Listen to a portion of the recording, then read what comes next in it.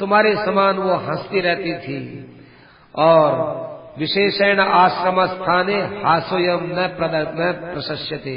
सीता यदि तुम हंसी कर रही हो तो ये दंडकारण्य हंसने के लिए नहीं है, ये दंडकारण्य तपोभूमि है सीते, ये तपस्या करने के लिए है। तपस्वी व्यक्ति कभी परिहास नहीं करता है। और यदि तुमको कोई राक्षस खा भी गया हो तो हमको क्या पता चले। ये देखो लक्ष्मण, ये मृग रो रहे हैं, क्या बात है, ये क्या बता रहे हैं। और हाँ बताओ बताओ मृग क्या बात है। ए साध्वी, तुमको तो कोई नहीं बोलता है।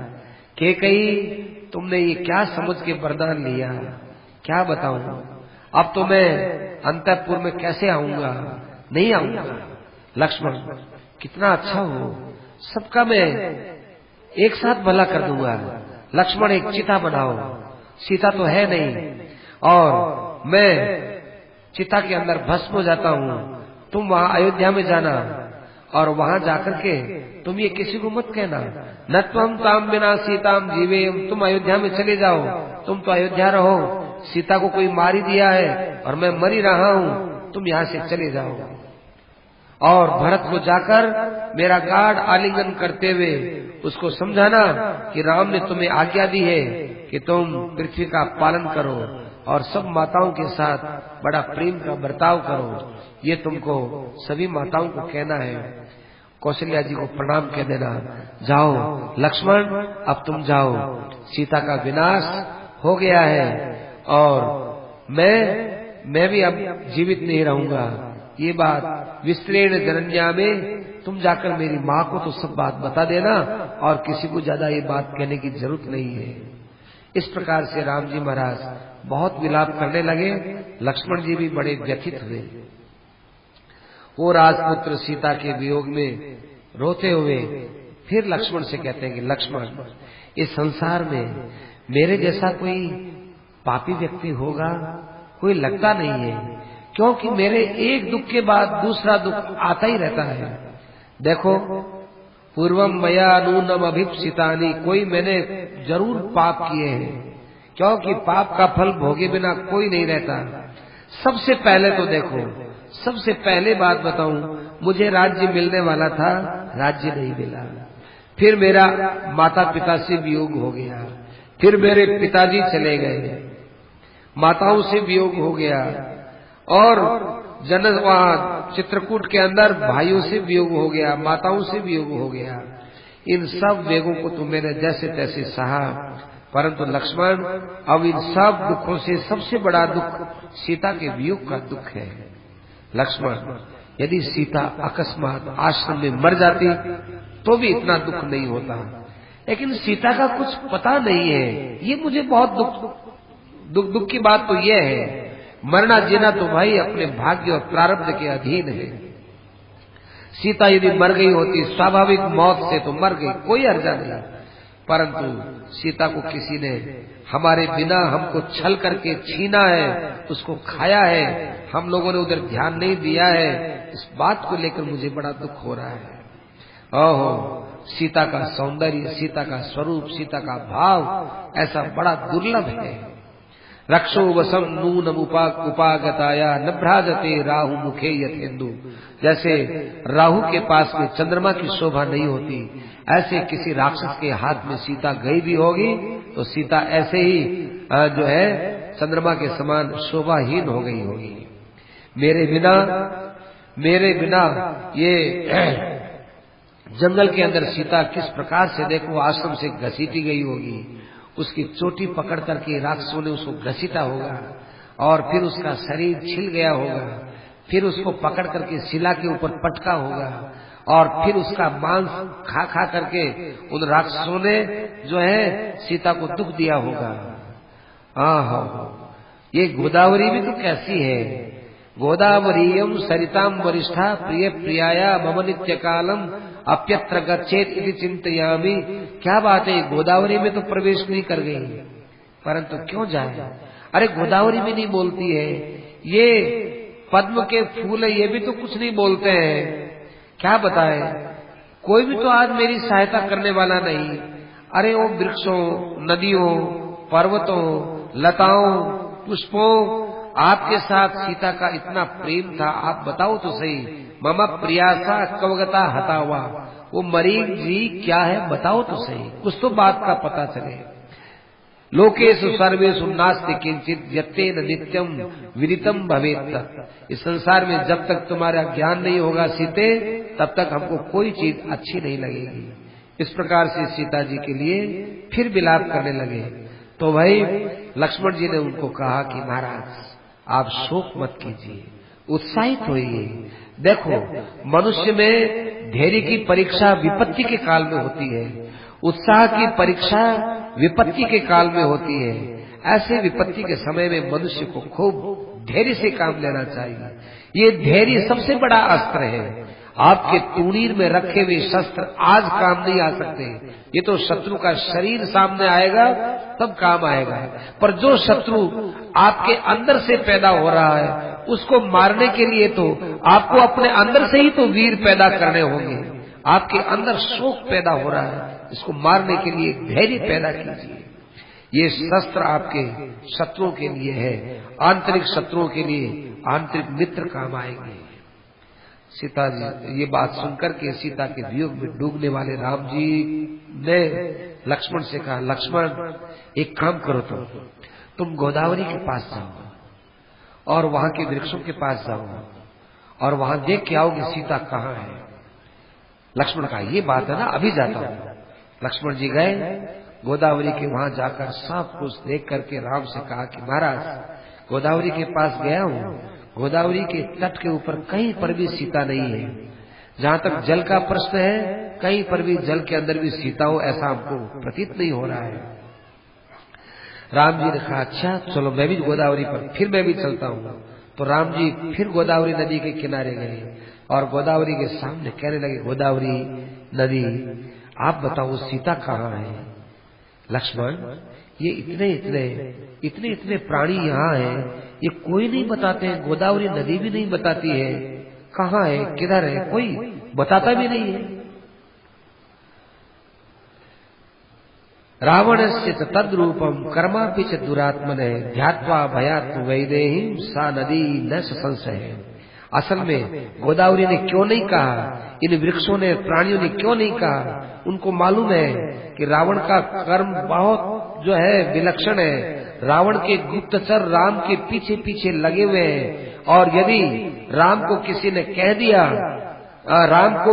कह दिया कि रावण ले गया है, ये बात जब रावण को पता चलेगा तो रावण राम के साथ तो बाद में युद्ध करेगा, पहले वो कहने वाले को मारेगा। इसलिए कोई भी राम को ये नहीं कहते हैं कि सीता कहाँ गई है, मालूम है लेकिन बोलते नहीं है। राम जी ने फिर कहा लक्ष्मण ये गोदावरी कुछ नहीं बोलती है। ओहो मैं जब यहाँ से जाऊंगा तो मैं क्या कहूंगा, कभी मुझे जनक जी महाराज मिलेंगे और वहां मुझे कहेंगे कि राम मैंने तुमको सीता दी थी, वो सीता कहाँ है। मैं कैसे कहूं कि सीता का किसी ने हरण कर लिया, क्योंकि मुझे पता नहीं। मैं कैसे कहूंगा कि सीता को किसी ने खा लिया इसलिए सीता नष्ट हो गई। तो भाई तुम कहाँ थे, तुम सीता की रक्षा नहीं कर सके। अरे जो पति पत्नी की रक्षा नहीं कर सकता है, उस पति को उसके साथ विवाह करने का कोई अधिकार नहीं होता। तुम अपने पत्नी की रक्षा करो। मैं अपने ज्ञाति ज्ञाति लोगों के बीच में बैठूंगा तो उस समय सीता रहित में बैठा हुआ कैसा लगूंगा, लोग मेरी तरफ इशारा करेंगे इसकी सीता थी और इसको पता ही नहीं है कि स्त्री कहाँ है, इसको पता ही नहीं है कि जिंदी है कि मर गई है। इस प्रकार से लोग मेरे पर ताना मारेंगे। ये क्या है भाई, देखो देखो लक्ष्मण इन मृगों की ओर देखो, ये मृग मेरे पास आए तुम्हारे पास है, ऊंचा मुख किए हुए हैं और यू दक्षिण की तरफ कैसे कर रहे हैं, दक्षिण की तरफ इशारा कर रहे हैं। हाँ क्या बात है लक्ष्मण, इसका मतलब है कि दक्षिण की तरफ सीता गई है तो अपने दक्षिण की तरफ चलो। अपने इधर तो बहुत ढूंढे लेकिन दक्षिण की तरफ नहीं गए थे। हाँ दक्षिण की तरफ चलना चाहिए। रावण लिख रहे हैं कि रावण दक्षिण की तरफ ही गया था, बेचारे हिरण इतना ही कर सकते थे, आते हुए राम जी को अब इशारा मिल गया हिरणों के द्वारा। तो लक्ष्मण जी ने बड़े धैर्य के साथ राम जी से कहा, हाँ महाराज, मैंने इन हिरणों से पूछा क्या सीता, सीता कहाँ है? तो इन्होंने दक्षिण की तरफ ही इशारा किया है, जैसा आप बता रहे हैं वैसी बात है। चलो महाराज दक्षिण दिशा में चलते हैं, दक्षिण दिशा हमारी देखी हुई नहीं इसलिए चलते हैं। थोड़ी दूर आगे गए, थोड़ा ध्यान से सुनना हो, थोड़ी दूर आगे गए तो वहां पर पृथ्वी पर थोड़े से फूल गिरे हुए मिले। फूल मिले तो राम जी, लक्ष्मण इधर आओ, इधर आओ, ये देखो, ये देखो सीता के फूल है। इन फूलों को मैं जानता हूँ क्योंकि सीता इन फूलों को बहुत चाहती थी। ये तो फूल वो पहने रखी थी जब समय अपने गए थे, ये सीता के फूल है। सीता ने नीचे गिराए हैं। क्या बात है, ये फूल यहाँ गिरे, इसका अर्थ क्या है? इसका अर्थ कोई समझ में नहीं आया। लेकिन राक्षस कोई यहाँ सीता को किस गुफा में ले गया होगा? लक्ष्मण देखो देखो, अब तो अपने को थोड़ा थोड़ा बहुत मामूली सा कुछ इशारा मिल रहा है। ओहो, इस पर्वत की अनेक गुफाएं, अनेक गुफाओं में कहीं ले गया होगा। इस पर्वत के गुफाओं में जाते हैं और वहां सोने के स्वरूप वाली सीता को दर्शन करते हैं। ए पर्वत, या तो तू सीता को दिखा देना और या फिर मेरे बाण के द्वारा तुझे उसी प्रकार से विदीर्ण किया जाएगा जिस प्रकार से इंद्र के वज्र से तुम लोगों की पाखें काट दी थी। इस प्रकार से भगवान ने यूं धनुष के ऊपर बाण रखा और वहीं पर सीता जी के थोड़े आभूषण भी दिखाई दिए। राम जी ने उन आभूषणों को देख करके कहा, लक्ष्मण क्या बात है, पहले मुझे फूल दिखाई दिए, अब आभूषण दिखाई दे रहे हैं। अरे इसका मतलब ये पर्वत उसको छिपाए हुए बोलता नहीं है। फिर कहा, हे पर्वत, मेरी बाणाग्नि से तू अभी जल करके राख हो जाएगा। तुझे बहुत ऋषि मुनियों ने आदर दिया है और आज जब मैं तुमसे सीता के विषय में पूछता हूँ तो तुम मुझे कुछ नहीं बताते हो, तो मेरे बाण के द्वारा आज तेरा नाश होना निश्चित है। इस प्रकार से जब राम जी ने जोर से बात कही, उसी समय में एक राक्षस का पैर जमीन में धंसा हुआ दिखाई दिया। राम जी ने देखा, भूमि के ऊपर देखा, क्या बात है? तो भूमि के ऊपर राक्षस का पैर देख करके और वहीं पर सीता का इधर उधर भगते हुए पैर देखा। अरे अरे लक्ष्मण, ये देखो, ये सीता के चरण है, ये सीता के चरण और ये किसी राक्षस के पैर के चरण है। ओहो, यहाँ ये देखो, ये धनुष टूटा हुआ दिखाई दे रहा है, ये कवच पड़ा हुआ है, ये रथ पड़ा हुआ है। क्या बात है लक्ष्मण? अब देखो, अपने को कुछ न कुछ इशारा मिल रहा है। यहाँ कोई सीता के लिए किन्हीं राक्षसों का युद्ध हुआ होगा, दो राक्षस लड़े होंगे, तभी तो देखो रथ टूटा हुआ है, तभी तो देखो धनुष टूटा हुआ है, तभी तो कवच और छत्र टूटे हुए हैं। ये देखो पिशाच मुख वाले गधे मारे हुए पड़े हैं और ये रथ उल्टा पुल्टा पड़ा हुआ है। ये यहाँ कोई युद्ध हुआ है और इस युद्ध के अंदर कोई मारा गया है। पर ये बाण है, ये बाण किसके हो सकते हैं? बाण तो बड़े तीखे बाण है। ये बाण राम जी ने वो रावण के बाण उठाए, ये कोई बड़े श्रेष्ठ धुरंधर, बहुत बड़े बलवान के बाण दिखाई देते हैं। मुझे विश्वामित्र जी ने बहुत से बाणों की शिक्षा दी थी, उनमें ये बाण भी है। यद्यपि ये बाण कोई बहुत बड़े नहीं है, परंतु फिर भी ये बाण अपने आप में तो मेरे पास जो बाण है उनसे तो कमजोर होते हुए भी और लोगों के पास तो ऐसे बाण भी नहीं हो सकते हैं। ये किस पुरुष का पैर हो सकता है? वैरम सद्गुणम पश्य ममतई जीवतांतकम। लक्ष्मण, तुम तो कहते हो शोक मत करो, अब शोक तो मेरा कम हुआ लेकिन अब मेरा बैर बढ़ता जा रहा है। ये क्या बात है? सीता मारी गई कि हारी गई कि खा लिया, अभी तक भी पूरा ज्ञान नहीं हुआ, कुछ चिन्ह जरूर मिल रहा है। अरे इस संसार में कौन किसका होता है? कोई आदमी किसी प्रकार से कोई सहायता करने के लिए तैयार नहीं। मृदुम लोक हिते युक्तम दानतम करुण वेदिनम निर्वीर्य इति मन्यन्ते। देखो, जो आदमी दूसरों के हित में लगा रहता है, जो आदमी सरल स्वभाव का होता है, जो आदमी दयालु होता है, उसको लोग कमजोर मानते हैं। ये कुछ नहीं है, ये आदमी किसी काम का नहीं है।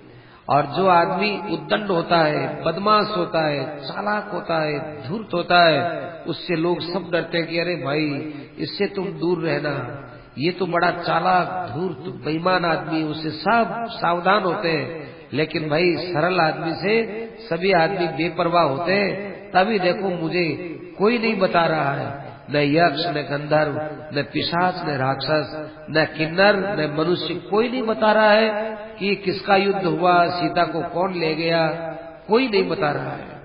ठीक है, कोई बात नहीं, मैं संपूर्ण त्रिलोकी को नष्ट करूंगा, मैं यहाँ संसार में किसी को जीने नहीं दूंगा। प्रणष्टाष्ट नरा मारुद, मैं सब 49 वायु है, उन वायु का नाश कर दूंगा। भास्कर द्युति समृतम, और सूर्य की किरणों को मैं ढक दूंगा, चंद्रमा की किरणों को ढक दूंगा। किसी का सांस लेना भी मैं संसार में कैसे होता है बता दूंगा। यदि ये सीता को नहीं देती त्रिलोकी, सारी त्रिलोकी को नष्ट करता हूँ। लक्ष्मण इसी मुहूर्त में करता हूँ। आकाश में मेरे बाण छा जाएंगे, सबको अवकाश नहीं मिलेगा, सब जहाँ के तहाँ जड़ीभूत रहेंगे। वायु को स्तब्ध कर दूंगा तो लोग श्वास नहीं ले सकेंगे। श्वास के बिना, सूर्य के बिना, चंद्रमा के बिना और आकाश के बिना लोग कैसे जिएंगे। और मैं पृथ्वी को भी फाड़ दूंगा, कैसे लोग जिएंगे। देवताओं को देख लूंगा, देवलोक में कैसे रहोगे। दैत्यों को देख लूंगा, कोई जीवित नहीं रहेगा। नाशयामि जगत सर्वम, सारे जगत का नाश करूंगा। इस प्रकार से राम जी महाराज ने लक्ष्मण जी के पास धनुष था, उस धनुष को ले लिया। धनुष को लेकर उस पर बाण लगाया और बाण लगा करके राम जी ने कहा, लक्ष्मण, जिस प्रकार से वृद्धावस्था मृत्यु को बुलाती है, जिस प्रकार शंकर प्रलय काल में क्रोध करते हैं, उस प्रकार से मैं आज अपने इस बाण के द्वारा संपूर्ण त्रिलोकी को नष्ट करने जा रहा हूँ। इस समय या तो मुझे सीता को बता दो, ये तो संपूर्ण त्रिलोकी इस एक बाण से नष्ट होने वाली है। राम जी महाराज का हाथ पकड़ते हुए लक्ष्मण ने कहा, हे महाराज, ये क्या कर रहे हैं? एक सीता के लिए आपको इतना सब प्राणियों को दंड नहीं देना चाहिए। आप पहले कितने शांत थे, आप मुस्कुरा करके बोलने वाले थे, आप सब प्राणियों के हित में लगे रहने वाले हो। आपने अभी तक कभी क्रोध किया नहीं है। हम बच्चों के सामने क्रोध करते हैं। क्रोध करता हुआ आदमी अच्छा नहीं लगता है, उसके मुख की शोभा समाप्त हो जाती है। चंद्रमा में जैसे लक्ष्मी रहती है, शोभा रहती है, सूर्य में जैसे कांति रहती है, वायु में जैसे गति रहती है, पृथ्वी में जैसे क्षमा रहती है, उसी प्रकार से आपके अंदर बहुत दिव्य गुण है, वो आप में रहने वाले हैं। आपके अंदर यश रहने वाला है। इस यश को आप क्रोध के द्वारा नष्ट मत करो, धैर्य रखो। यद्यपि लक्ष्मण से मालूम देता है कि सीता मरी नहीं है, मान लो यदि सीता को किसी ने मार भी दिया है तो भी महाराज उसके बदले में सारे संसार को मारना ठीक नहीं है। आप देखिए, यहाँ पर सीता के लिए युद्ध हुआ है। आप यहाँ तक सोचिए ना कि कौन व्यक्ति हो सकता है, किसके साथ युद्ध हो सकता है। ये जो है रथ किसका हो सकता है, किस देश में ऐसे रथ बना करते हैं, और किस देश में ऐसे बाण होते हैं, किस देश में ऐसे गधे होते हैं, किस देश के अंदर ये वस्तुएं होती है। इन सब बातों को अच्छी तरह से देखना चाहिए। और जहाँ तक मैंने देखा है, आप तो शोक में डूबे हुए, मैंने देखा है यहाँ एक आदमी है, मनुष्य का एक ही पैर है, एक मनुष्य के ही पैर है।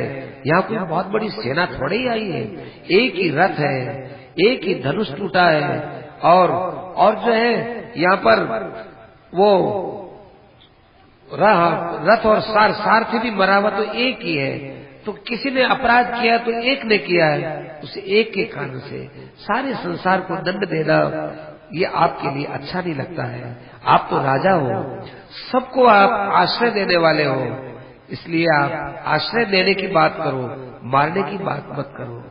ये सागर, ये सरिताएं, व नदियां, ये पर्वत, ये सबके उपयोग में आने वाली चीज है महाराज। देवता, गंधर्व, दानव ये किसी का बुरा नहीं करते हैं। आप तो केवल ये देखिए, आप एक एक जगह जाइए, आप एक एक से पूछिए, और आप पूरी कोशिश कीजिए ये कौन है सीता को लेकर के यहाँ आने वाला, इसका खूब अच्छी तरह से विचार कीजिए। उसके बाद यदि सब उपाय कर लेने के बाद यदि सीता की प्राप्ति न हो, तब तो आपका क्रोध करना कुछ हद में सही हो सकता है, लेकिन अभी नहीं महाराज। अभी तो आप शीलेन सामना विनयेन सीताम नयेन न प्राप्स्यसि चेन नरेंद्र, पहले शील स्वभाव से, शांति से, विनय से, सब उपायों से सीता की ऊपर खोज कीजिए, और उसके बाद यदि सीता न मिले तो अपने पराक्रम की बात अपने सोचेंगे। शोक संतप्त राम जी महाराज को लक्ष्मण जी ने फिर समझाते हुए कहा, हे राम, आपके चरणों में मेरा शीश है। राम जी के चरणों को दबाते हुए उसने कहा कि महाराज, इस संसार के अंदर बड़े बहुत गुणवान पिता का प्राप्त करना बड़े भाग्य से मिलता है। कोई बहुत बड़ी तपस्या होती है तब अच्छे माँ बाप मिलते हैं, बहुत बड़ी तपस्या होती है तब आपको ये अयोध्या में दशरथ जी के यहाँ जन्म मिला है, और बहुत बड़ी तपस्या मिली है तब आपको कौशल्या जैसी माँ मिली है, और आपको भरत जैसा भाई मिला है, आपको सीता जैसी पत्नी मिली है। ऐसे समय में महाराज आप दुख मत कीजिए। जहाँ तक संसार में कष्ट की बात है, इस संसार में आज तक ऐसा कोई मनुष्य नहीं हुआ कि जिसके सामने आपत्ति न आई हो। प्राणी ने कस्य नापद है, कौन ऐसा प्राणी है कि जिसके सामने संसार में आपत्ति न आई हो। हे महाराज, यदि आप इस प्रकार से दुख से जलते रहेंगे तब तो आपको कभी शांति मिलेगी नहीं। सबसे बड़े त्रिलोकी में कौन है? इंद्र है। इंद्र को भी पूछो कि क्या तुम्हारे पर आपत्ति नहीं आई? क्या तुमको नहुष के बेटे ययाति ने धक्का देकर तुमको नीचे नहीं पटक दिया था? उस इंद्र से पूछो कि तुम पानी के अंदर हजारों वर्ष तक नहीं पड़े थे? क्या इंद्र से पूछो कि तुम्हारी पत्नी को ययाति ने अपने पास नहीं रखा था? इंद्र के सामने भी आपत्ति आई। हमारे गुरु वशिष्ठ जी महाराज, इनसे पूछो, इनके 100 बेटा एक दिन में पैदा हुए थे, और विश्वामित्र के शाप से एक ही दिन में 100 बेटा मर गए। क्या वशिष्ठ जी पर आपत्ति नहीं आई? अच्छा, जिस भूमि पर हम लोग फिरते हैं, इस भूमि को देखो, क्या भूमि में भूकंप नहीं आता है? इन आकाश में रहने वाले सूर्य और चंद्रमा को देखो, क्या आपको कभी ग्रहण नहीं लगता है? सब प्राणियों पर होता है। इंद्रादि देवताओं से लेकर के सामान्य कीट पतंग तक जब सब पर आपत आती है तो आपत आती ही है।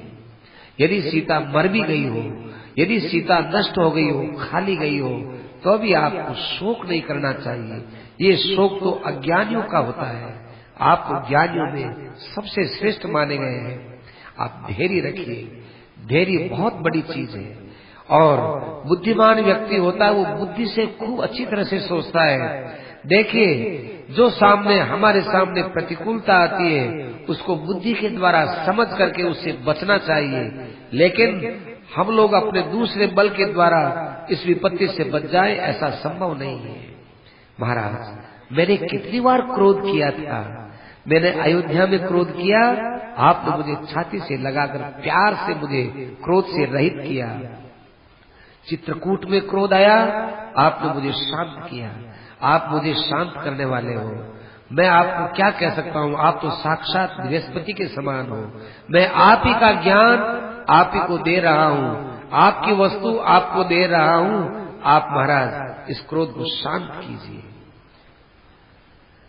लक्ष्मण से कहा, लक्ष्मण, तुम्हारी बात अक्षर से सत्य है, परंतु मैं भी क्या करूं? मुझे जब तक ये सीता के विषय में कुछ भी जानकारी नहीं मिली, मैं करूं क्या लक्ष्मण? मैं जानता हूं कि शोक नहीं करना चाहिए, परंतु आगे का क्या उपाय, कुछ तो करें। हाँ महाराज, अभी अपने और जनस्थान का अन्वेषण करते हैं। यहाँ पर बहुत से राक्षस आया करते हैं। ऐसा करें कि जो राक्षस यहाँ अभी हमको दिखाई दिया है, वो राक्षस गया कहाँ होगा? उसके पैर तो यहाँ दिखाई नहीं दे रहे। जितनी देर पैर दिखाई दिए वहीं तक पैर है, उसके बाद वो किधर गया, इधर गया, उधर गया, दिखाई नहीं दे रहा है। अब अपने सोचो कि वो कहाँ जा सकता है। मेरे विचार से वो यहाँ पर्वतों की गुफाओं में गया होगा। अपन इस पर्वत पर चले और इसकी गुफाओं को देखें। ये यहाँ पर किन्नर लोग भी आते हैं, गंधर्व भी आते हैं। यदि वो अपने को मिल जाते हैं तो उनसे अपने पूछते हैं। देखो, आपत्सु न प्रकंपन्ते वायु वेगी रिवाचला। इन पर्वतों से एक शिक्षा लीजिए। कितनी तेज आंधी आती है, वृक्ष के वृक्ष उखड़ जाते हैं, लेकिन पर्वत ज्यों के त्यों रहते हैं। इन पर्वतों को ढूंढिए, इन पर्वतों में ढूंढिए और इन पर्वतों से आप शिक्षा भी लीजिए। ठीक बात है लक्ष्मण, चलो चलते हैं। अब वो थोड़े दूर आगे गए। आगे जाके देखा एक खून से लथपथ वो जटायु जी, चारों तरफ शरीर में खून ही खून, खून ही खून। राम जी मनाने लगे, देखो लक्ष्मण, ये रहा, ये वो राक्षस रहा, इसने सीता को खाया है। ये देखो सीता के खून से सना हुआ है, गीध रूप से बना हुआ है, ये राक्षस है, यही राक्षस है। अब अपने को और को मारने की मतलब नहीं और के पास जाने के नहीं। इस राक्षस को अभी मैं मारता हूँ, लाओ लक्ष्मण मार लाओ, इसको मैं अभी मारता हूँ। इस प्रकार से अपने मुंह से खून उगलते हुए उस जटायु को जब राम जी ने देखा तो वो पक्षी जोर से कहने लगा, राम। राम जी का बाण है वही रह गया। राम, तुम जिसको जंगल में, इस महावन में औषधि के समान एक एक जगह ढूंढ रहे हो, वो देवी रावण ने हर ली है और वो दक्षिण दिशा में गया है। तुम्हारे बिना और लक्ष्मण के बिना सूने आश्रम में रावण चला गया था और सीता को उसने हर लिया था। सीता के विलाप को सुनकर मैं उस रावण से खूब युद्ध किया था, उसके धनुष को, रथ को, सारथी को तोड़ दिया था, परंतु अंत में उसने तलवार से मेरी पांखें काट दी है और वो सीता को लेकर आकाश में उड़ करके चला गया है। राक्षसा निहतम पूर्वम माम न हंतुम त्वम हर्षि। मुझे तो पहले ही उस राक्षस ने मार दिया है। हे राम, अब तुम मुझे क्यों मारना चाहते हो? मैं तो एक तरह से मरा हुआ ही हूं। राम जी ये बात सुने, उन्होंने अपना धनुष बाण कहीं फेंक दिया। राम जी तो टप टप रोने लगे। अरे गीधराज जी, आप हो, मैं आपको पहचान नहीं पाया। राम जी जाकर उस गीधराज से लिपट गए और लिपट करके राम जी महाराज कहने लगे, देखो सीते, देखो लक्ष्मण, सीता के मरने के दुख से ज्यादा दुख अब गीधराज जी का हो गया। मैं कहता था ना कि मेरा भाग्य अच्छा नहीं है। अब सीता की हरी, अभी हमारे गीधराज जी भी देखो किस प्रकार से मारे गए। राज्यम भ्रष्टम वने वास है। देखो राज्य चला गया, जंगल में आया, सीता मर गई और ये गीधराज जी भी मर गए। ऐसी मेरी दुर्भाग्य की ये परंपरा, दुर्भाग्य की श्रृंखला किस प्रकार से आगे बढ़ रही है। ओहो, इस दुख के सागर से कैसे पार होगा। मेरे जैसा भाग्यहीन व्यक्ति, जरा लक्ष्मण तो ढूंढ के तो लाओ। तुमने मुझे जिन जिन का नाम लिया है उनके ऊपर आपत्ति एक आती है, बराबर नहीं आती है। सूर्य और चंद्रमा, इनके ऊपर ग्रहण लगता है, एक ग्रहण की आपत्ति है। पृथ्वी कंपित होती है, भूकंप की एक आपत्ति है। इंद्र को एक बार हरा दिया था, इसलिए एक बार आपत्ति आई है। मेरे पास तो देखो आपत्तियों का क्रम आता चला जा रहा है। ये मेरे पिता के मित्र हैं, एक तरह से मेरे पिता के समान है। लक्ष्मण, क्या करूं मैं? गीधराज जी भी चले गए, इनकी सहायता लेता। इन्होंने हमारी बहुत सहायता की, आगे मेरी बहुत सहायता इनकी मिलती हमको। गीधराज जी भी जा रहे हैं। इस प्रकार से गीधराज जी का बहुत स्पर्श किया और जहां पंख कटे हुए थे वो भी देखे राम जी ने। राम जी के मन में करुणा आ गई और फिर राम जी ने कहा, ममायम नूनमार्थेषु यतमानो वियंगम है। लक्ष्मण देखो देखो, मेरे लिए इन्होंने अपने प्राण दिए हैं, राक्षस के साथ इन्होंने युद्ध किया है, लड़ाई करते करते देखो लक्ष्मण, इनके पांख काट दिए गए हैं, इनका अब स्वर है वो टूटता चला जा रहा है। जटायु जी, यदि आप कुछ बोलने में समर्थ हो तो मुझे सीता के लिए बताओ कि किसने आपका युद्ध करते हुए वध किया है, किस कारण से युद्ध किया है, उस रावण का मेरे प्रति क्या अपराध, रावण के प्रति मैंने कौन सा अपराध किया है जिससे रावण ने मेरी प्रिया सीता का हरण किया है।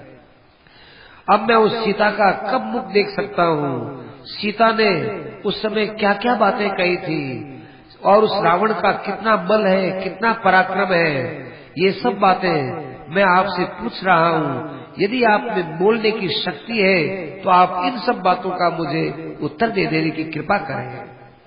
लड़खड़ाती बाड़ी में जटायु राम जी से कहने लगे, सा सीता हता, वो सीता रावण के द्वारा आपके आश्रम में से हर ली गई थी।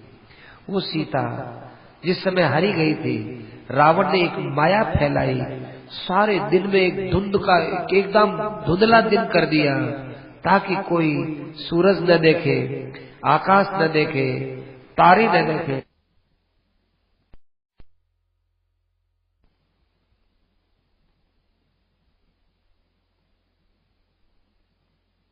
मूर्त है वो मूर्त विद मूर्त था।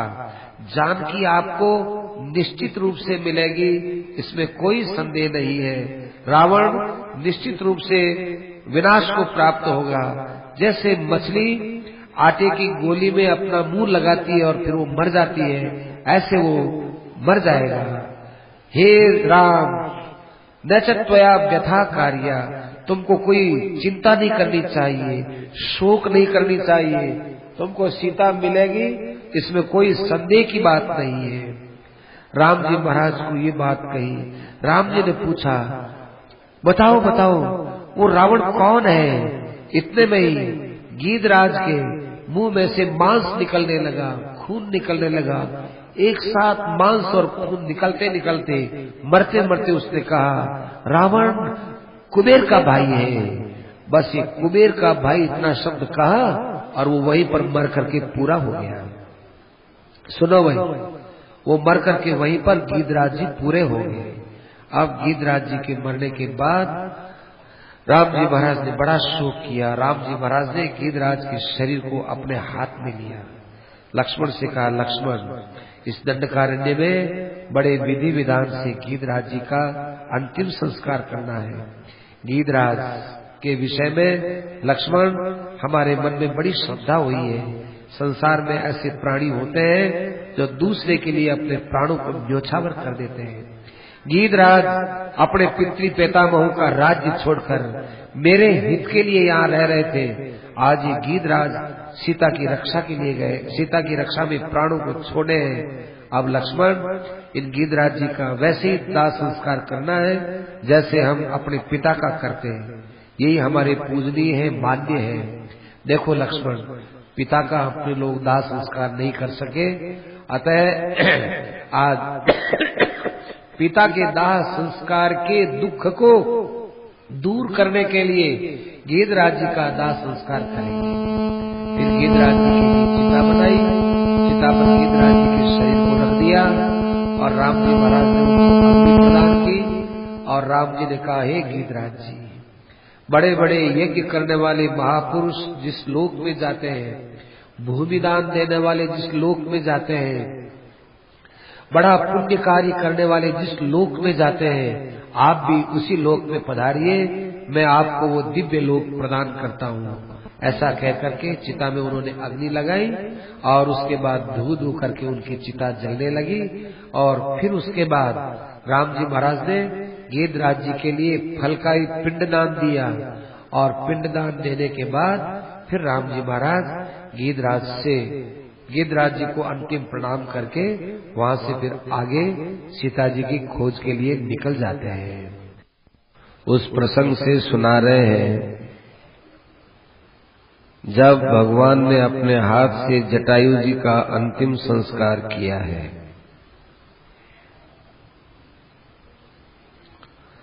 भगवान की लीलाएं स्वयं भगवान को बहुत प्रिय लगती हैं। भगवान की लीला में भगवान को लीला करना और लीला सुनना, इन दोनों में लीला सुनने में विशेष आनंद का अनुभव होता है। भगवान लीला करते हैं तब तो बहुत रोते हैं, बड़े विलाप करते हैं, बड़ा शोक करते हैं, बड़ा दुख करते हैं। परंतु वे भगवान जब अपनी लीला सुनते हैं तो बड़े आनंद में सुनते हैं। शोक की लीलाओं में भी आनंद का अनुभव होता है,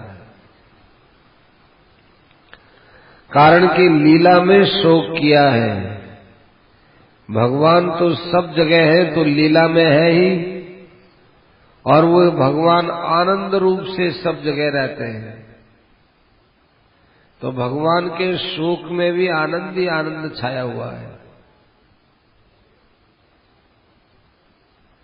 ऐसे भगवान की पावन लीलाओं में, और वो भी वाल्मीकि जी महाराज के शब्दों में, हम लोगों को इस समय में मिल जाए, ये भगवान की कृपा का प्रमाण है।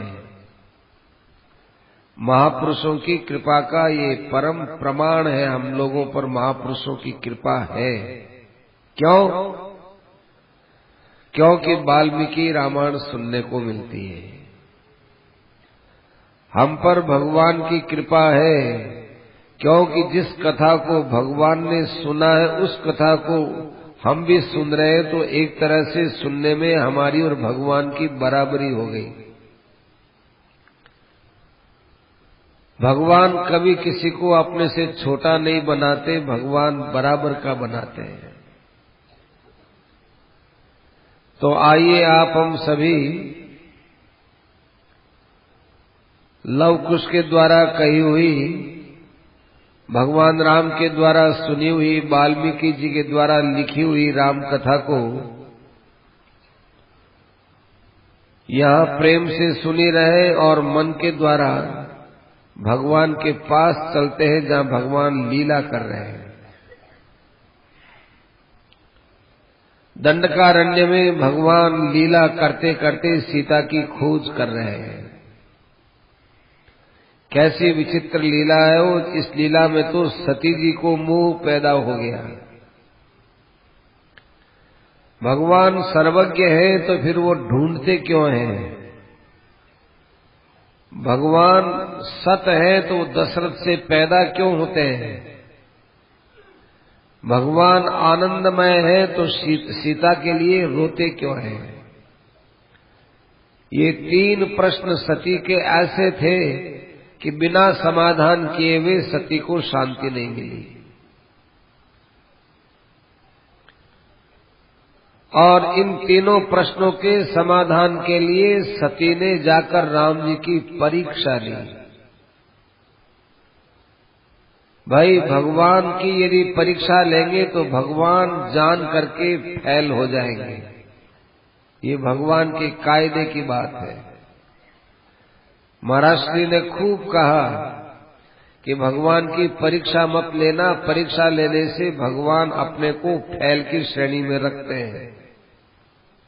क्यों रखते हैं? कि भगवान ये बताना चाहते हैं कि परीक्षा करो तो देख लो, कर लो परीक्षा हमारी।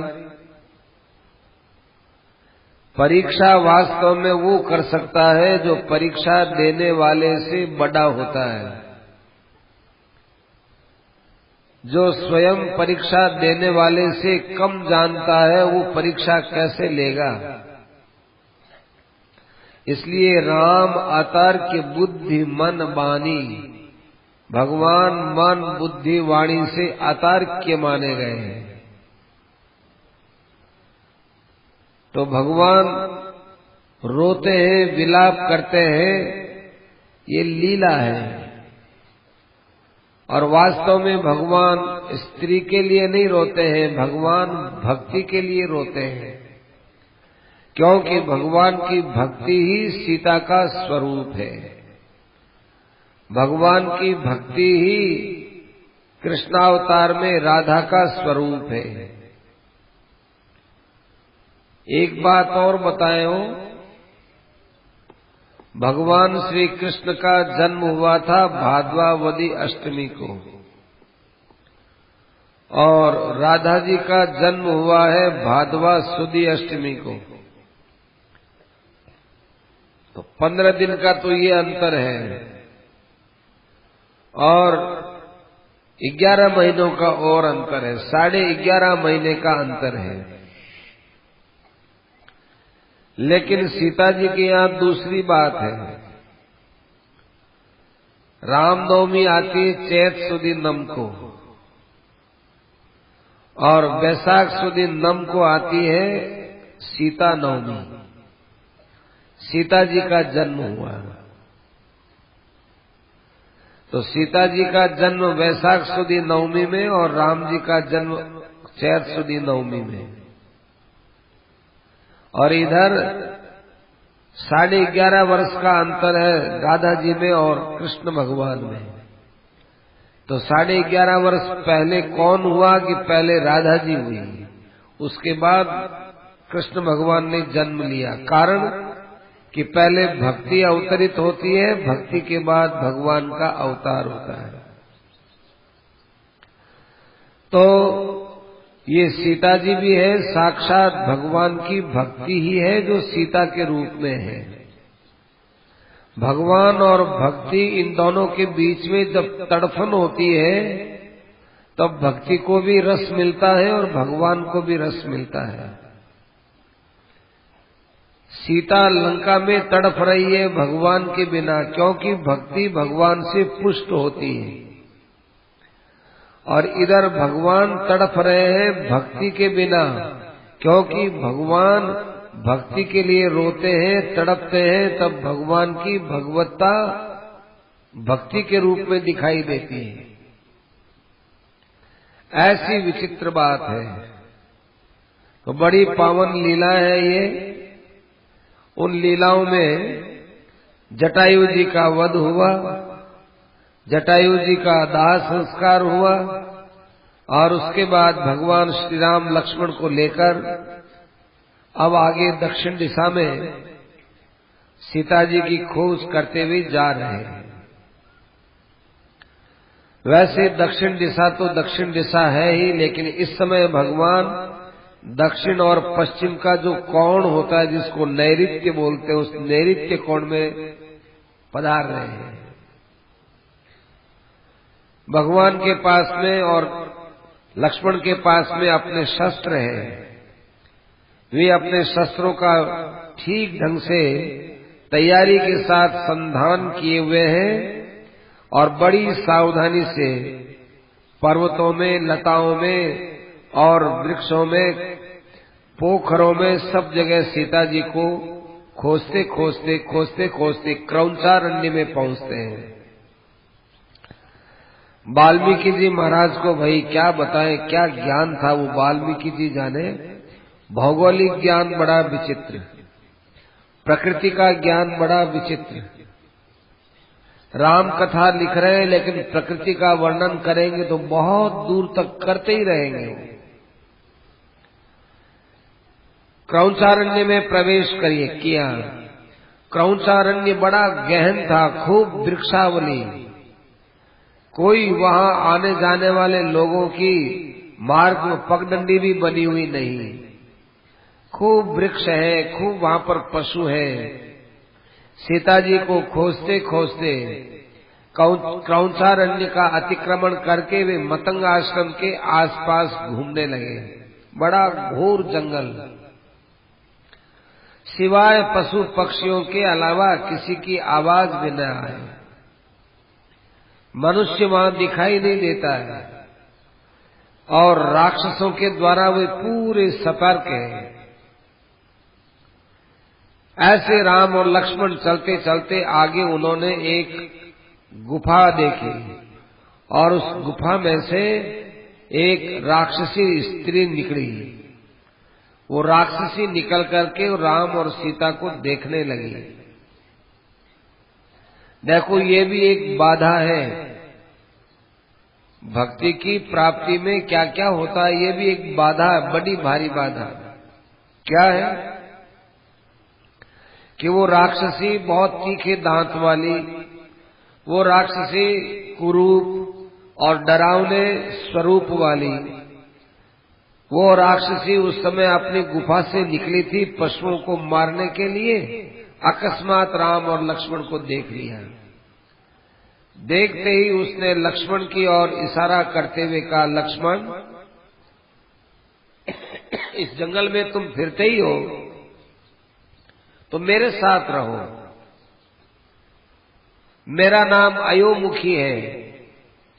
मैं यहाँ के नदी, पोखर, तालाब, पर्वत, इन सब को खूब अच्छी तरह से जानती हूँ। तुम्हारी आयु भी खूब लंबी होगी, तुम मेरे साथ रहो, मेरी भी खूब लंबी आयु है। लंबे वर्षों तक यहाँ रहोगे, तुमको यहाँ पर वृक्ष प्रकृति का बड़ा सुख मिलेगा। लक्ष्मण को ये बात बहुत बुरी लगी कि मैं राम जी की सेवा में हूँ और सीता जी रावण के द्वारा हर ली गई है और इसको प्रकृति का सौंदर्य दिखता है। लक्ष्मण जी ने आव देखा न ताव देखा, तलवार ली और उसका नाक और कान काट दिया, क्योंकि लक्ष्मण जी का ये नाक कान काटने का पहले से ही अभ्यास था ही। अब वो राक्षसी बड़ी क्रूर, उसके नाक कान काटने से राक्षसी के मन में बड़ा भय पैदा हो गया कि ये कोई मामूली पुरुष नहीं है, भगो यहाँ से। वो वापस भाग गई, चिल्लाई खूब जोर से, कोई सुनने वाला भी नहीं था, अपनी गुफा में चली गई। आगे चल करके लक्ष्मण जी ने कहा कि महाराज, इतनी देर तक तो आपको कुछ अपशकुन मालूम देते थे, अब मुझे अपशकुन मालूम देते हैं। आप अपने धनुष को तैयार कर लीजिए, बाण को तैयार कर लीजिए। और ऐसा लगता है कि बहुत बड़ा अपशकुन अब मेरे निमित्त हो रहा है, शायद मैं संकट में पड़ सकता हूं। परंतु यह एक बंजुल नाम का पक्षी है, ये जिस प्रकार से बोलता है उससे मालूम देता है कि हमारा संकट अंत में टल जाएगा और हमारी विजय होगी, ऐसा कुछ संकेत मिल रहा है। ऐसे वे आपस में बात करते करते जा रहे थे। उसी समय में जंगल के अंदर एक भयानक आवाज आई। वे बड़े सावधान हुए कि आवाज काहे की आ रही है। विचार किया कि देखो, इधर भी पर्वत, इधर भी पर्वत, इधर भी पर्वत, इधर भी पर्वत। जब वायु चलती है तो वायु इस प्रकार से गोलाकार होती है, वेग से आई हुई वायु, उस वायु का ही शब्द होना चाहिए, ऐसा वे अनुमान लगा रहे हैं। फिर भी राम जी ने कहा, लक्ष्मण तैयार रहो, अपने हाथ में शस्त्र लिए रखो। देखो, यहाँ बाण की इतनी जरूरत नहीं लगती जितनी तलवार की जरूरत लगती है, क्योंकि तलवार है ये शस्त्र है, बाण है ये अस्त्र है। अस्त्र और शस्त्र में भेद होता है, बताया था। अस्त्र होता है जिसको फेंक करके मारा जाए, वो अस्त्र है। और शस्त्र वो होता है जिसका प्रयोग अपने हाथ में रखते हुए किया जाए। बाण है, उसका अपने हाथ में रखते हुए उपयोग नहीं होता है। बाण को लेकर के और छोड़ते हैं तो बाण जाता है, फेंका जाता है बाण को, तो बाण अस्त्र है। और तलवार है, छुरा है और है, ये सब शस्त्र है, क्योंकि इनको अपने हाथ में रखते हुए इनका प्रयोग होता है। तो राम जी महाराज ने कहा कि अभी अस्त्र के प्रयोग की इतनी आवश्यकता नहीं दिखती है जितनी शस्त्र के प्रयोग की आवश्यकता दिखती है। इस प्रकार से वे चलते चलते आगे गए तो उनको एक राक्षस दिखाई दिया। बड़ा विचित्र राक्षस था। वो राक्षस था एक कबंध, माने जिसका धड़ ही था और कुछ नहीं था। पैर वगैरह नहीं थे उसके, न उसका सिर था।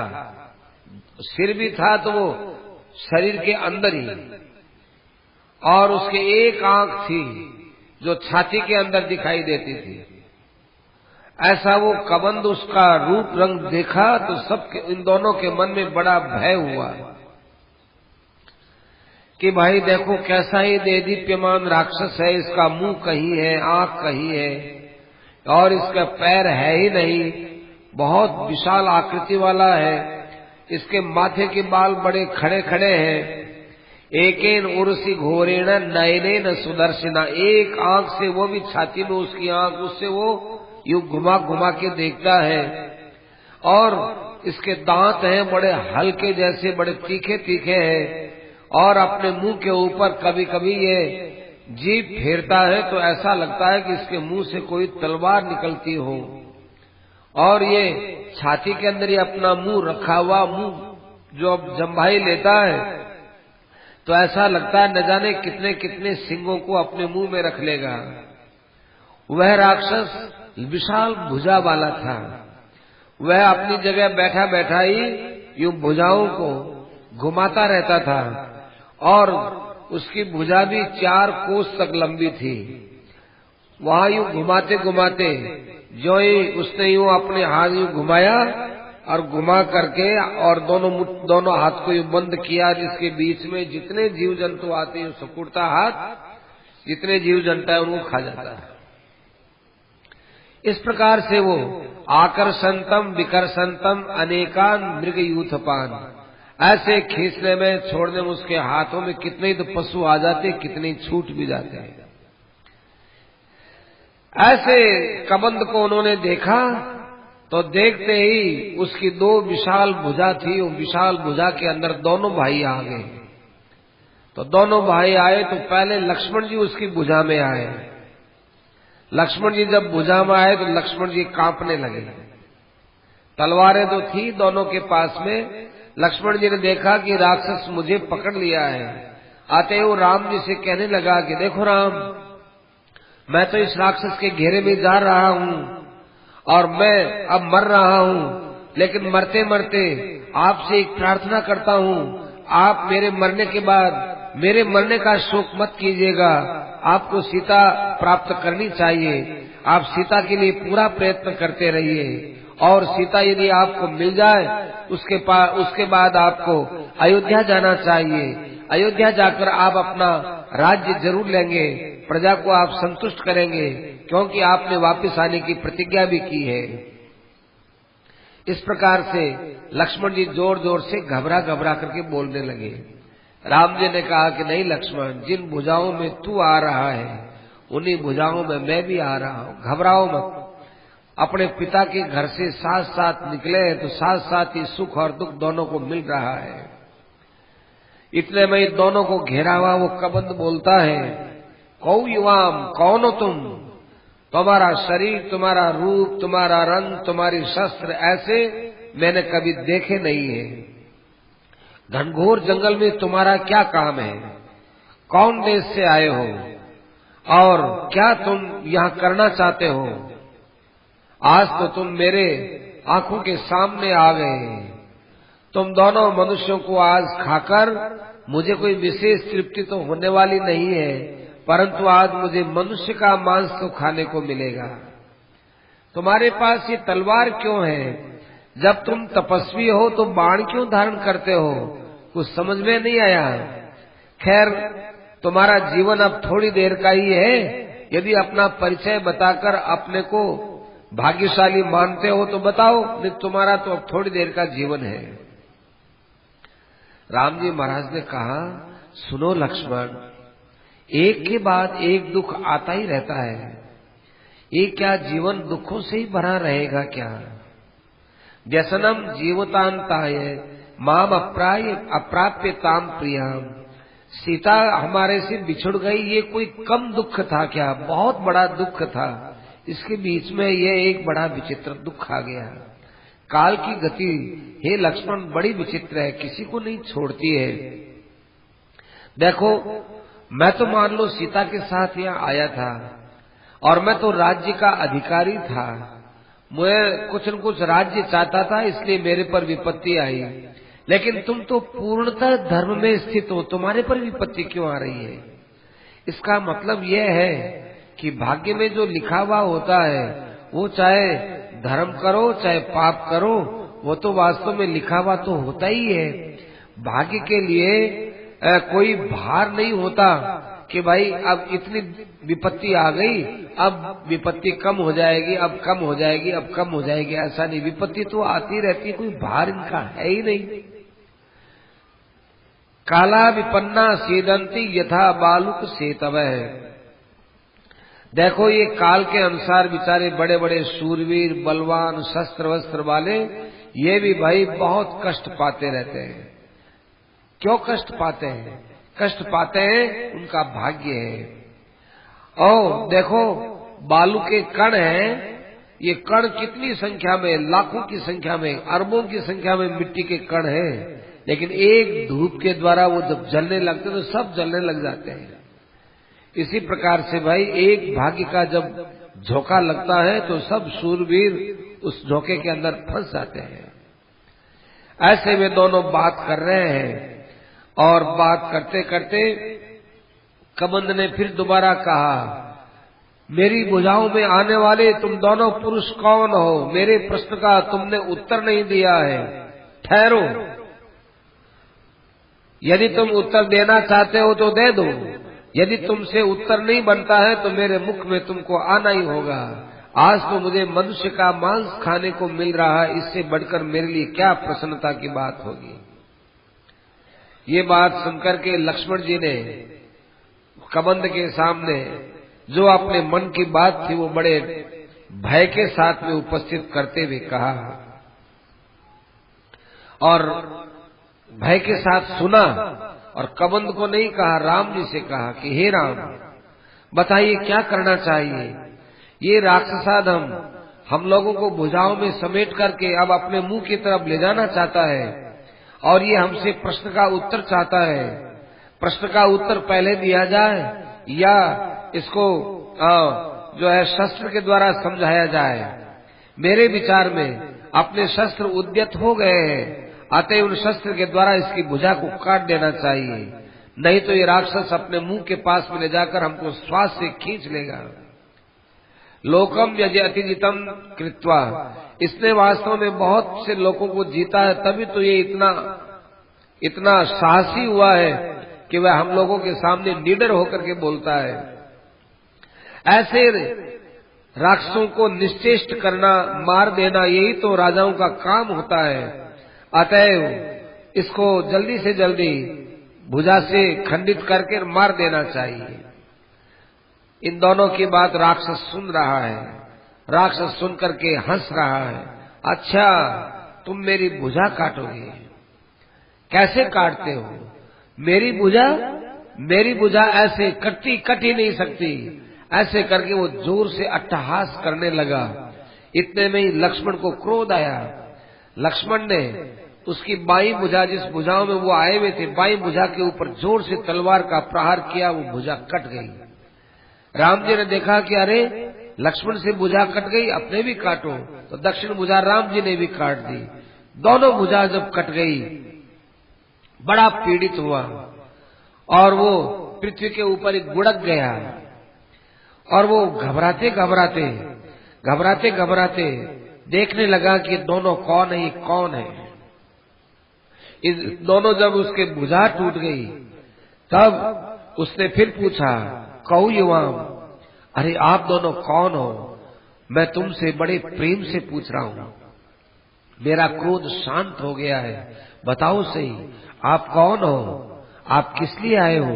मेरे प्रश्न का उत्तर दे दो, आपकी बड़ी कृपा होगी, मैं आपका बड़ा कृतज्ञ रहूंगा।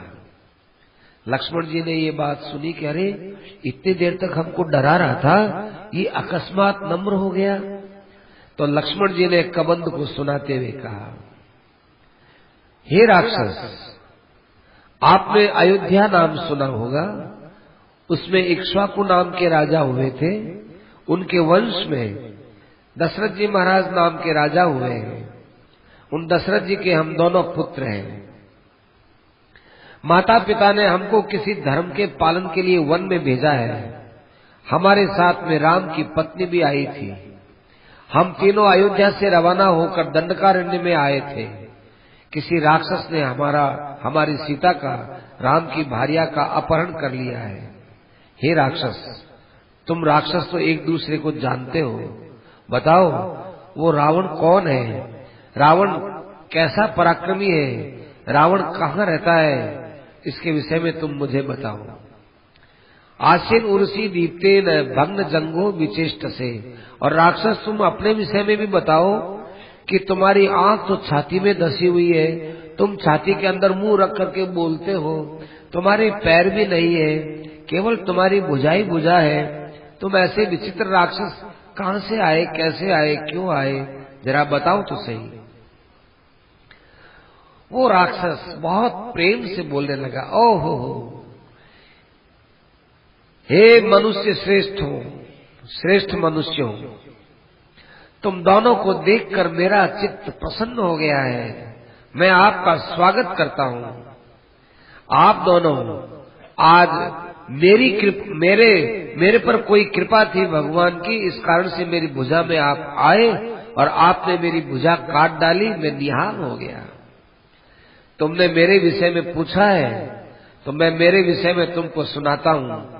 हे महाबाहु राम, एक बार की बात है, बहुत समय पहले मेरे पास एक अचिंत्य बल था, बहुत बल था मेरे पास, सूर्य जैसा तेज था और चंद्रमा जैसी शीतलता थी, शक्र जैसा ज्ञान था, ऐसा मेरा इंद्र के समान शरीर था, सारे त्रिलोकी मुझसे कांपती थी।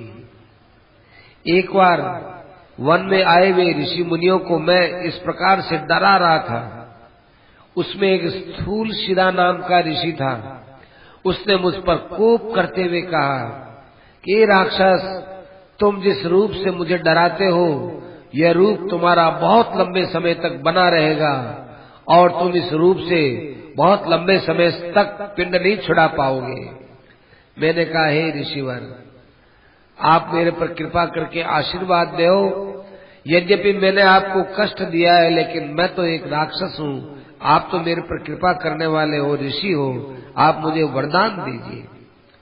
तब उन्होंने वरदान दिया था कि जब तुम्हारी ये भुजा कट जाएगी तब तुम्हारा स्वरूप और का और हो जाएगा। वो भुजा कब कटेगी? जब एक बार दशरथ के बेटा राम और उनके छोटे भाई लक्ष्मण तुम्हारे पास आएंगे, तब तुम्हारी भुजा कट जाएगी। मैं तुमको ये भी सुनाता हूँ कि हे राम लक्ष्मण, मुझे ये ऐसा स्वरूप क्यों मिला है।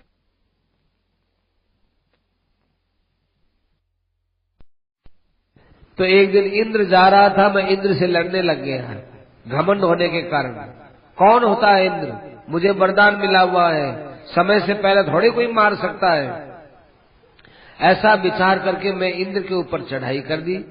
इंद्र ने अपने हाथ में वज्र लिया और उसने मेरे सिर के ऊपर प्रहार किया। सिर जो है वो तो मेरे अंदर थोता तो है ही, ये जो कबन धड़ थोता ही होता है, इसमें धंस गया और पैर मेरे कट गए। मरा मैं नहीं, क्योंकि इंद्र ने भी ब्रह्मा जी की बात रखी और मेरा कुरूप हो गया। फिर मैंने इंद्र से प्रार्थना की, मेरी भुजा उसने लंबी कर दी, अब इससे मैं खाता रहता हूँ। लंबी भुजाओं से मेरा निर्वाह होता है और मेरा मुंह जो है धड़ के अंदर आ जाने के कारण से एकमात्र मेरा धड़ ही धड़ रह गया, तो लोग मुझे कबंध के नाम से कहते हैं। इंद्र ने भी मुझे कहा कि देखो कबंध, जिस समय में राम और लक्ष्मण यहाँ आएंगे और तुम्हारी भुजा का छेदन करेंगे, तब तुम स्वर्गलोक में चले जाओगे। अतएव मैं बहुत प्रसन्न हुआ हूँ, आज मेरी भुजा कट गई है। देखो राम, इस समय में मेरे पास विशेष ज्ञान कुछ काम नहीं आ रहा है। तुम ऐसा करो कि मेरे शरीर को जलाओ। मेरे शरीर को जलाओगे तब मुझे दूसरा शरीर मिलेगा, दूसरे शरीर से मैं आपको बताऊंगा। उस समय में मैं आपकी सहायता करूंगा। और कुछ कुछ मुझे धुंधली याद आ रही है, संभवतः मैं आपका काम तो कुछ नहीं कर सकूंगा, स्वयं कुछ नहीं कर सकूंगा, परंतु आपको एक मित्र का जरूर मेल करा सकता हूं, जो मेल कराने पर तुम्हारा आगे का काम पूरा कर देगा। परंतु एक बात तो बताओ कि उस राक्षस के विषय में कि वो कहाँ का रहने वाला है, क्या करता है, उसका क्या नाम धाम है, ये सब मुझे बताओ तो सही। ये मुझे बताओ, उसके बाद मैं दूसरे शरीर में आकर तुमको बता देता हूँ। तो लक्ष्मण जी ने कहा कि देखो, सीता के हरण करने वाले राक्षस का नाम रावण है और वो जनस्थान से, दंडकारण्य से उसको ले गया है। हम लोग केवल नाम मात्र जानते हैं। अब जो है आगे क्या है क्या नहीं, इस विषय को हम नहीं जानते।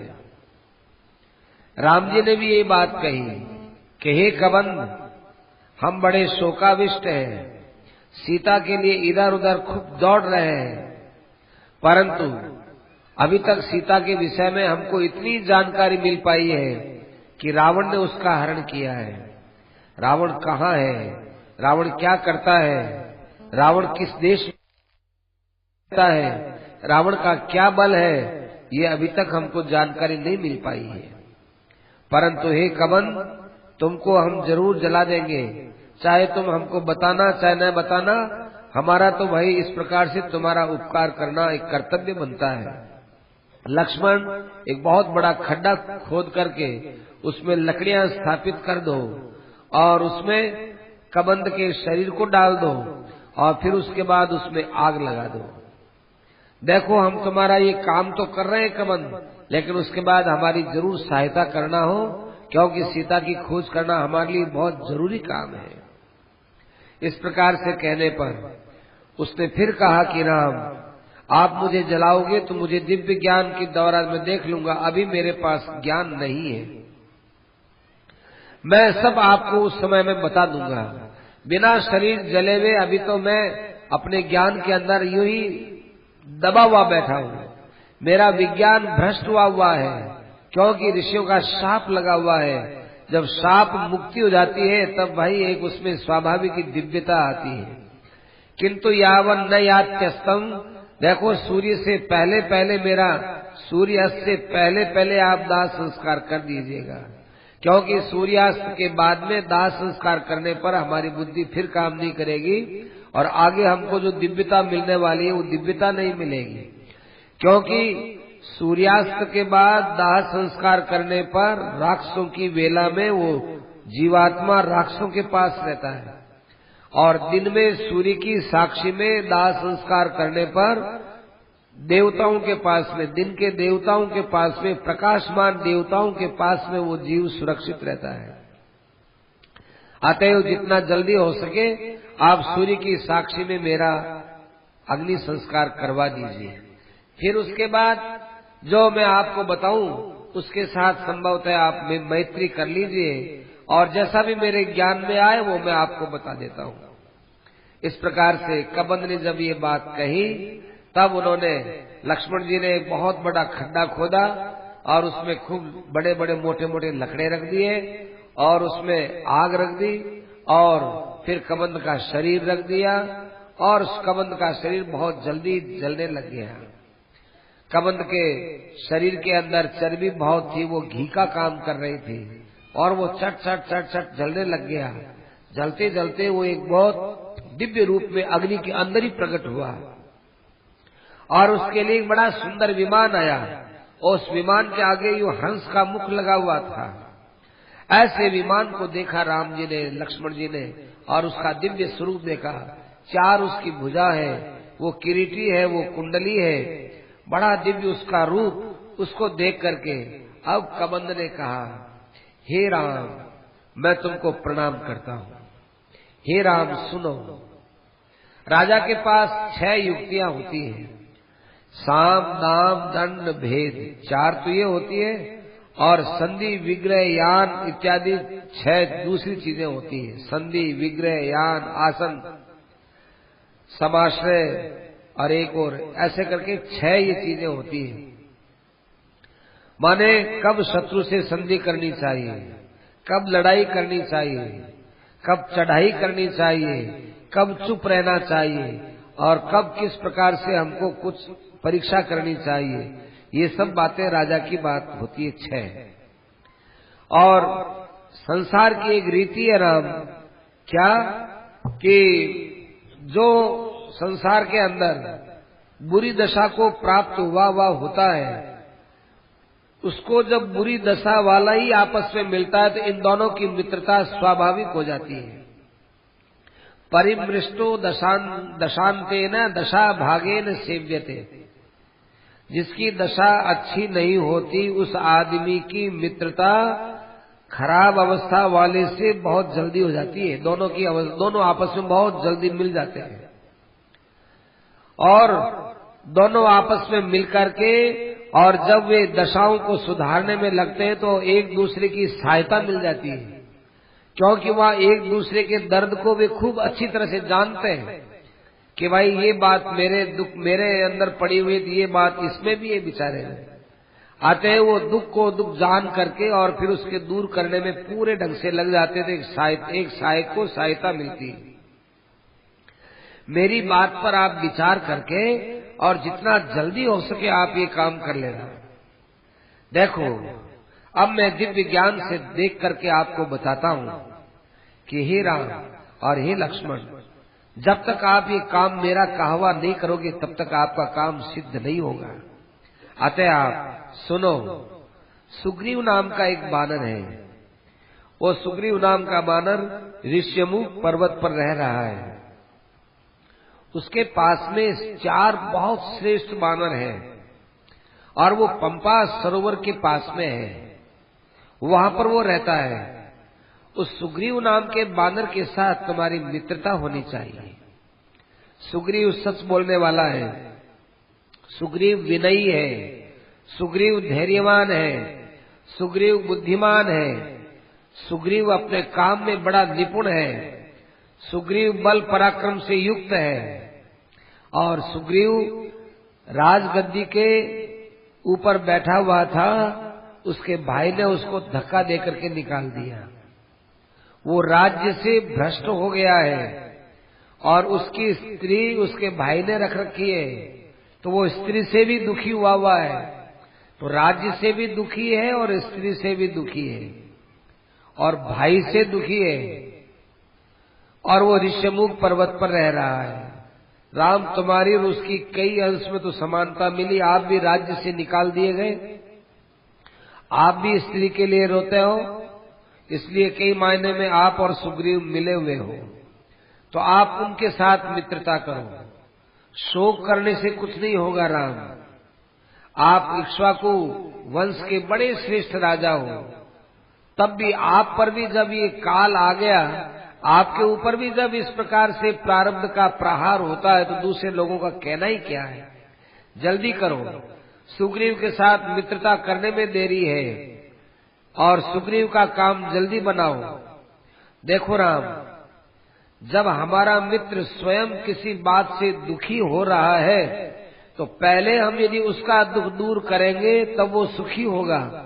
सुखी होने पर उसके पास में एक वैभव होगा, उसके पास सुख का एक बल होगा, उस बल के द्वारा वो हमारी सहायता करेगा। और हम यदि पहले उसकी हम उससे पहले सहायता लेना चाहें कि वो पहले हमारी सहायता करे, तो भाई पहले वो सहायता हमारी करेगा कैसे? वो स्वयं दुखी है, तो हम भी तो दुखी हैं। तो तुम्हारा दुख और उसका दुख दोनों को तोल लो, तोल करके तुम में जिसका दुख पहले दूर हो सकता हो उसका दूर करो। मेरे हिसाब से सुग्रीव का दुख पहले दूर करना चाहिए, क्योंकि सुग्रीव कृतज्ञ है। सुग्रीव मर्जी आए जैसा रूप धारण करने वाला है। सुग्रीव को सहायता की बड़ी आवश्यकता है और यदि आपने उसकी थोड़ी सहायता कर दी तो वो आपकी बहुत बड़ी सहायता करेगा। वो सुग्रीव ऋक्षराज का बेटा है और सूर्य से पैदा हुआ है। बाली के साथ उसका बैर बंधा हुआ है और वो ऋष्यमुख पर्वत पर बाली आता नहीं है, अतएव अपने प्राण बचाने के लिए वो ऋष्यमुख पर्वत पर है। और राम वो स्वयं भी चाहता है कोई मुझे सहायक मिले, कोई मेरी सहायता करे। वो स्वयं सहायता के लिए तड़प रहा है। जब तक सूर्य तपता है और जब तक नदियां वगैरह सारे संसार में है, अन्विष्य वानरई सार्धम, तब तक नहीं, देखो जहां तक सूर्य तपता है, जहां तक नदियों की गतियां हैं, जहां तक वृक्ष है, जहां तक पर्वत है, जहां तक पृथ्वी है, वहां तक एक एक कोने को ये सुग्रीव ढूंढ ढूंढ करके सीता के विषय में आपको ज्ञान करा देगा। ऐसे इसके पास में बानर है, वे बानर स्वयं जाएंगे, सीता की खोज कर लेंगे। ऐसे महान भीम शरीर वाले इसके पास में बड़े बलवान राक्षस हैं। तो तुम्हारे वियोग में कहीं भी सीता बेचारी शोक तो करती होगी, उस सीता को ये ढूंढ देंगे। राम अब तुम्हारा काम हो गया, अब मुझे आप आज्ञा दो और मैं अपने स्थान पर जाना चाहता हूँ। कबंध ने फिर कहा कि देखो राम, जाते जाते आपका एक काम और कर जाता हूँ। अभी आपको ये भी पता नहीं पंपा सरोवर का रास्ता कौन सा है। ये यहाँ से मैं आपको इशारा करता हूँ, जहाँ पर बहुत से वृक्ष और लताएं आपको मिलती हुई दिखाई दे रही है। दक्षिण का और पश्चिम का जो हिस्सा, इधर से आप जाइए। ये आपको आगे जाकर जामुनों का, पनसों का, प्रियालों का, बटों का एक बहुत बड़ा जंगल मिलेगा। वहाँ पर बहुत अश्वत्थ के वृक्ष मिलेंगे। वहाँ पर आपको तिलक नाम के वृक्ष मिलेंगे, अशोक वृक्ष मिलेंगे। इनके ऊपर खूब पुष्प आए हुए मिलेंगे।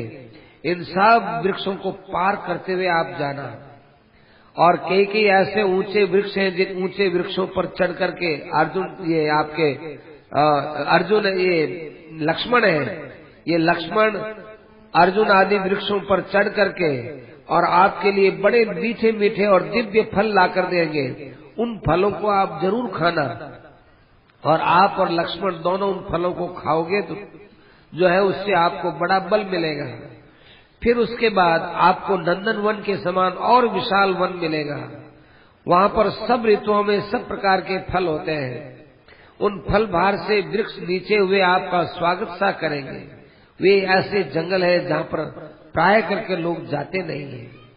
फिर उसके बाद आप चलते रहोगे, पर्वतों को, वनों को लांघते लांघते लांघते बहुत दूर चले जाओगे। तब आपको एक बड़ी सुंदर तलैया दिखेगी, वही पंपा सरोवर है। क्या बताएं, पंपा सरोवर का जल एकदम मीठा है। पंपा सरोवर का जल एकदम ठंडा है। पंपा सरोवर की भूमि है वो बिल्कुल समान है। पंपा सरोवर के अंदर कोई काई वगैरह नहीं है। पंपा सरोवर के अंदर कमलों की खूब जो है शोभा हो रही है। हंस, कारंडव, प्लव, क्रौंच, कुरर ये हरदम वहाँ गूंजते रहते हैं। ऐसी सुंदर पंपा सरोवर है। उसका स्वरूप आप देखोगे तो उसको छोड़ने का मन भी नहीं करेगा। वहाँ पर आप पक्षियों को अच्छी अच्छी चीजें खिलाना। पक्षियों को आप चीजें खिलाओगे, पक्षी वो खाएंगे। खाएंगे तो भाई वो पक्षी आपको भीतर से आशीर्वाद देंगे। देखो, आप दूसरे को कुछ सहायता पहुंचाओगे तब वो दूसरों का आशीर्वाद काम आता है। तो द्विजान भक्षयिष्यतः, उन पक्षियों को आप बड़ा अच्छा फल जो है देना। वहाँ के फल लेकर के आप अपने धनुष के अग्रभाग में रख करके अग्नि में पकाना और फिर उन फलों को आप खाना। कई ऐसे फल हैं जिनको आप छिलका उतार करके खा लेना। कई ऐसे फल हैं जिनका छिलका नहीं उतारना। ऐसे फलों का तुम भक्षण करना। खैर, लक्ष्मण जी आपकी सेवा में है ही, तो इन लक्ष्मण जी के ऐसा काम करने पर आपके अंदर ज्यादा प्रीति बढ़ेगी। और फिर उसका पवित्र जल पीना, पंपा सरोवर का। पंपा सरोवर का लक्ष्मण जी स्वयं ऐसा जल लाएंगे, कमलों के अंदर से जो जल है वो झर झर करता रहता है। तो उस जल के अंदर कोई भी कमी रही होगी तो वो कमलों के द्वारा छना छना आएगा और कमलों की उसमें विशेष सुगंधी रहेगी। ऐसे आप जल को पिएंगे और जल को पी करके फिर आप पंपा सरोवर की शोभा है उसको आप देखोगे, लक्ष्मण को आप दिखाओगे, लक्ष्मण आपको दिखाएगा। वहाँ की शोभा देख देख करके आप सारा कष्ट भूल जाओगे। वहाँ पर स्थूलान पीतांश्च पंपायाम द्रक्षसी त्वम नरोत्तमे, वहाँ पर जो है पंपा सरोवर पर कई ऐसी चीजों को देखेंगे जो बड़े आश्चर्य की चीज है। और उसका पवित्र जल पीने से आपका शोक दूर होगा, क्योंकि उस जल का बहुत श्रेष्ठ पुरुषों ने सेवन किया है। श्रेष्ठ पुरुषों के द्वारा सेवित वस्तु होती, उस वस्तु में स्वाभाविक ही पवित्रता होती है। और नतानी कश्चित माल्यानी तत्रारोपयिता नरः, वो इतना निर्जन स्थान है कि वहाँ के फूलों को कोई भी व्यक्ति पहनता नहीं, माला वगैरह के पहनता नहीं है। और वहाँ पर मतंग ऋषि के शिष्य हैं, वो वहाँ पर बराबर रहते हैं। मतंग ऋषि के शिष्य थे, वे शिष्य खूब सा फल फूल लेकर के अपने आश्रम की ओर जा रहे थे। तब उन शिष्यों के शरीर से पसीना निकला, उस पसीने की बूंदें जमीन पर गिरी, जमीन पर गिरने से वे ही फूल हो गए, और वो फूल सब जगह उस वन को सुवासित करती है। फिर और आगे तुम जाओगे तो एक आपको छोटी सी झोपड़ी मिलेगी, टूटी फूटी झोपड़ी मिलेगी। उस झोपड़ी के अंदर एक बूढ़ी माई आपको दर्शन देगी, वह है शबरी। बहुत परिश्रम कर रही है वो शबरी, आपका बहुत दिनों से शबरी आपकी प्रतीक्षा भी कर रही है। उस शबरी के पास में आप जाओगे, शबरी को आप जरूर दर्शन देना। पंपा सरोवर पर आपका जितना काम बनेगा उतना आपका और कहीं काम बनने वाला नहीं है, इसलिए आप वहां जाइए। इस शबरी ने बड़ा भारी ज्ञान प्राप्त किया है। इस शबरी के पास का जितना वन है, ये वन सब मतंग वन के नाम से प्रसिद्ध हुआ है। बड़ा विचित्र जो है ये वन है। और पंपा सरोवर के ठीक दक्षिण की ओर बड़ा सुंदर ऋष्यमुख पर्वत है। ऋष्यमुख पर्वत के ऊपर पंपा सरोवर के अंदर आने वाले छोटे छोटे हाथी जब चिंगाड़ते हुए जल पीते हैं तो ऋष्यमुख पर्वत के शिखर तक उनका शब्द आराम से सुनाई देता है। देखो राम, ये ऋष्यमुख पर्वत भी बड़ा विचित्र पर्वत है। इस पर्वत के ऊपर कोई जाकर सो जाए और उसको जो सपना आए वो सपना दूसरे दिन सच्चा हो जाता है। और यदि कोई बुरी नीयत वाला आदमी वहां जाए और वहां सोए और उसकी नीयत में बड़ी खराबी है, तो राक्षस लोग उसको वहां से सोते हुए को उठा करके और उसको खा जाए। उसको वहां सोने नहीं दे, उसको उठा के ले जाए उसको। ऐसा वो विचित्र ऋष्यमुख पर्वत है। इसीलिए उस पर्वत पर जाकर लोग अपने संकल्पों को खराब नहीं करते हैं। जाओ राम, पंपा सरोवर बड़ा श्रेष्ठ है। और वहां मतंग आश्रम के पास रहने वाले महात्मा लोग हैं, उन महात्माओं के कपड़े अभी तक भी सूख रहे हैं। जो गीले थे वो अभी तक सूखे नहीं है, सूख रहे हैं अभी तक। वो आश्रम तो थोड़ा थोड़ा खाली सा ही है, परंतु वहां की बड़ी विचित्र विशेषता है। वहां के फल बड़े दिव्य हैं, वहां की वायु बड़ी सुगंधित है। रीछ है, हाथी है, ये सब वहां पर बराबर आते रहते हैं। राम, ऐसा बड़ा विचित्र वो पंपा सरोवर, वहां जरूर जाओ और वहां बैठ करके और शिला पर बैठ करके तुम आगे की कोई योजना बनाओ। और देखो बहुत फल फूल वाला है, वहां पर जाकर बांदरों के साथ तुम्हारी मित्रता होगी और वो मित्रता तुम्हारी जगत प्रसिद्ध मित्रता होगी। सारे संसार में उस मित्रता के विषय में लोग खूब बखान करेंगे कि मित्रता हो तो राम और सुग्रीव जैसी हो। अब तुम अवसर को मत चूको और उधर जाओ। कमंद ने इस प्रकार से उनको कहा और स्वयं दिव्य रूप के अंदर उनको देखते देखते ही विमान में बैठ करके और आकाश में चला गया। जाते जाते फिर उसने कहा कि राम जल्दी जाओ, मैं फिर आपको कहता हूँ कि सुग्रीव के पास जाने से ही आपका काम बनेगा और कोई दूसरा उपाय दिखाई नहीं देता है। इस प्रकार से राम जी महाराज ने सुग्रीव के कबंध की बात सुनी और सुग्रीव की ओर जाने के लिए प्रस्थान किया। राम जी महाराज को संतोष हुआ कि लक्ष्मण, कुछ तो हमको राह मिली, कुछ तो हमको दिशा मिली कि हमको अब आगे क्या करना है। चलो लक्ष्मण, मैं सीता के बिना रह नहीं सकता हूँ, परंतु लक्ष्मण कब पंपा सरोवर आएगा, कब सुग्रीव मिलेगा, कब वो सीता को ढूंढेगा, कब सीता मिलेगी। बहुत लंबा रास्ता है, इतने दिन कौन जिएगा। लक्ष्मण, यदि मैं मर जाऊं तो सीता की खोज तुम जरूर करना।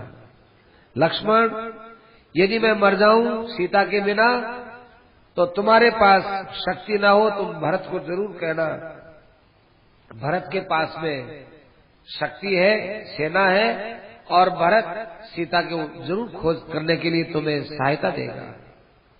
लक्ष्मण, क्या बताऊं, इतने बड़े विशाल वन में चलता ही रहना पड़ेगा और सीता के लिए हमको इतना परिश्रम उठाना पड़ रहा है, कितना कष्ट दिया है। देखो, हारने वाले ने तो थोड़ी देर में ही सब कुछ कर लिया, लेकिन उसको ढूंढना, उसको प्राप्त करना, उसके लिए कितनी परेशानी हो रही है। पापी आदमी ने तो पाप थोड़ी देर में कर लिया, लेकिन धर्मात्मा पुरुष को उसके लिए कितना प्रयास करना पड़ता है। ऐसे वो बातें कर रहे थे। बातें करते करते पंपा सरोवर आ गया। पंपा सरोवर आया तो राम जी ने कहा कि लक्ष्मण, अपने को तो कुटिया देखनी है, वो कुटिया, वो बूढ़ी सबरी है, वहां पर जाना है। तो वो पास में कुटिया भी दिखी आई। अब राम और लक्ष्मण सबरी की कुटिया के वहां गए तो सबरी अपने आसन से खड़ी हो गई और राम और लक्ष्मण को पहचान करके उनको प्रणाम करने लगी। राम ने बड़े मुस्कुराते हुए ढंग से कहा, क्यों माता जी, आपकी तपस्या में कोई विघ्न बाधा तो नहीं है? आपने क्रोध को जीत लिया है ना? आपको यहाँ खाने पीने की सब सामग्रियां मिलती है ना? आपके नियम उपनियम सब पालित होते हैं ना? आपको यहाँ पर अपने मन चाहा सुख मिलता है ना? आपने जो अपने गुरुजनों की सेवा की उसका फल बराबर मिल रहा है ना? हे माता जी, आप अपने मन की स्थिति बताइए। हमारी इस विषय में आपके लिए क्या सहायता हो सकती है, वो हम आपकी सहायता करने के लिए तैयार हैं। सबरी राम जी को और लक्ष्मण जी को देख करके बड़ी प्रसन्न हुई और प्रसन्न होकर के और वो सबरी जो है वो राम जी से कहने लगी, आज आपके दर्शन हो गए, मेरी सारी तपस्याओं की सिद्धि आपके दर्शन करने मात्र से मिल गई। मैंने जो अपने गुरुजनों की सेवा की, पूजा की, उसका फल आज आपके दर्शनों से मुझे प्राप्त हो गया है। तपस्या का अंतिम फल आपके दर्शन करना होता है, वो मुझे मिल गया। अब मुझे स्वर्ग भी नहीं चाहिए। आप दोनों के मैंने दर्शन कर लिए, मैं निहाल हो गई।